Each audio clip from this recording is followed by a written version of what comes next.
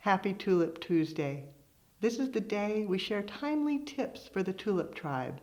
Today, the mechanics for a tall centerpiece. You've seen it. Tall vessels, oftentimes with very small openings, and then that huge ball of flowers. It's easy once you know the mechanics. First, start with a design tray. Fill it with floral foam, secured with floral netting, waterproof tape. This gives you ample space for all the flowers. Then, setting it atop, it's not structurally stable. That's where the professional mechanics come in. Using the Lomi systems, design tray, universal base, and the extender bar.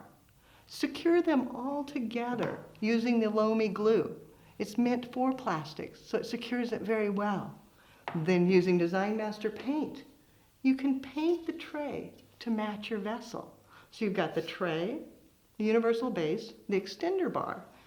Then the last little touch, a bit of U-glue. And just secure that around the lip.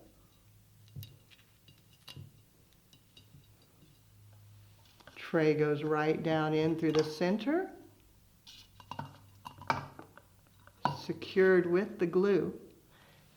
Then take your finished piece, set it on top, and you're ready to design. When it's time to deliver, just take it right back off.